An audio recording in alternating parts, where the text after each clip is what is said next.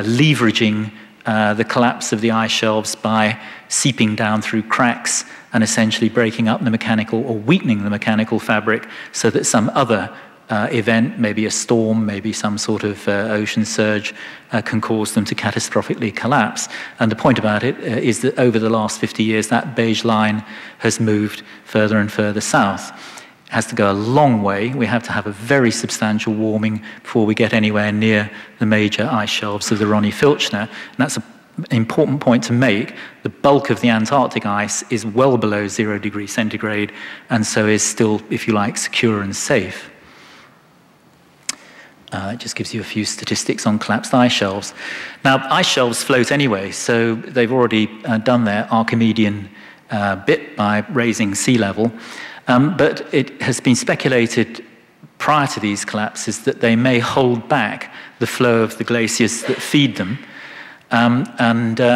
These little arrows here show that when Larsen A collapsed, the feed glaciers speeded up by about a factor 3. When Larsen B went, there was somewhere between a 2 and 6 times acceleration of the glaciers.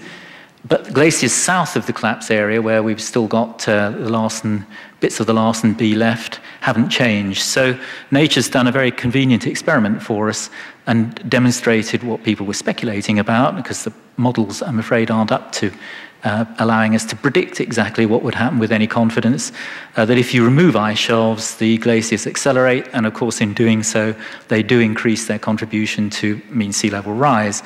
And overall, it looks like the peninsula is adding about 10% of the annual mean sea level rise that we see today, and that has increased as a result of these ice shelf losses. Looking at the Antarctic more generally, this is the Kurt Davis et al. Data from altimetry using ERS and other altimetry over a decade or so. The hole in the middle is because the altimeters that these data are drawn from don't get further south than that. You can see over the bulk of what's called East Antarctica, the yellow and orangey regions, because a warmer atmosphere carries more moisture, there is more snowfall. That was expected. You can see that there's considerably more snowfall at the root of the peninsula. But you can also see some blue areas where there's some very, very substantial discharge. And in particular, if I just summarize that, so there's growth in the East Antarctic. There are major discharges on Pine Island and Thwaites in the Amundsen Sea embayment, which is on the left there. I'll show you an arrow in that. And then there are 1 or 2 areas in East Antarctica which are showing the same sort of behavior. So that area with the purple star on it is particularly important, but there are a couple of others that we need to keep an eye on too. Now, why are we interested in these? Well, 50 years ago, Mercer suggested that these marine ice sheets, in other words, ice sheets that sit on rock below sea level, and in some cases 2 kilometers below sea level, might be unstable to warming.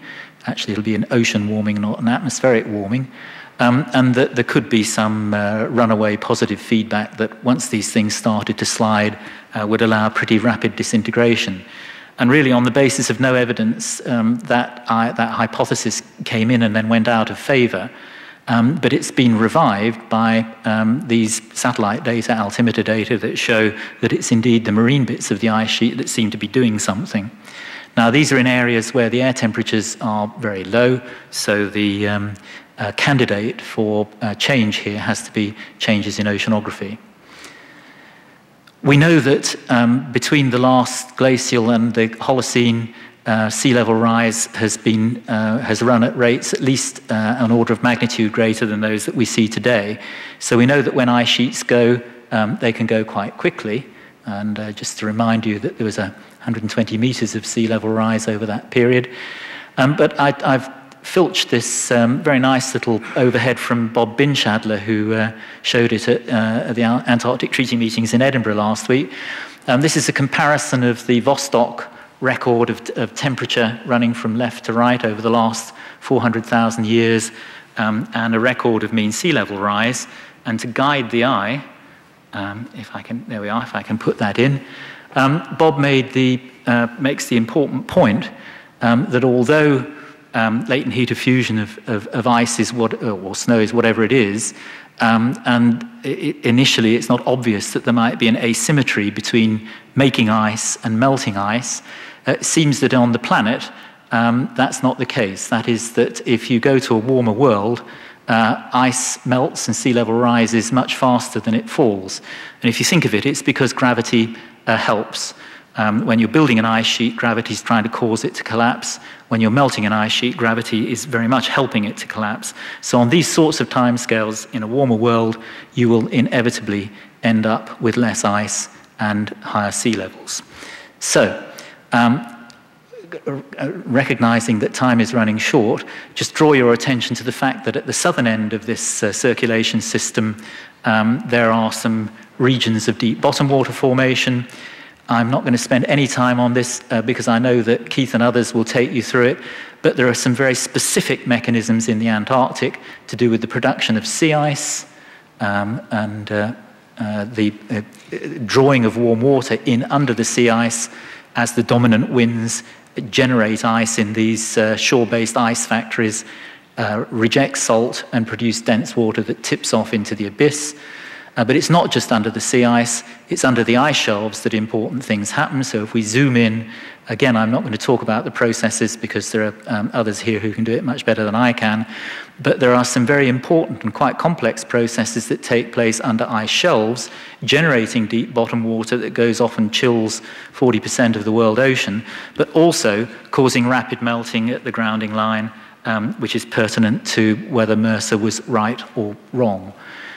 And here's an Antarctocentric view of the global circulation system, which just shows the third dimension of depth and indicates the importance to the world ocean of the Antarctic refrigerator as well as the North Atlantic refrigerator for keeping it the way it is. And of course, any changes in behavior of those processes will have global consequences. So I'm getting towards the end of my pitch. The global consequences of regional polar warming are all to do with sea level rise, global ocean change, and the coupled impact on the atmosphere and climate. And indeed, if one looks at John Schellenhuber and others' so-called tipping point diagram, which is intended to show places in the Earth system which are vulnerable to internal dynamics taking over from an external tipping force, one finds that they've identified, I can't remember how many it is, what is it, a dozen or so, potential tipping points in the Earth system, and it's no surprise to me that a number of these relate to polar processes. Right, what do you need to do to make progress in studying these processes?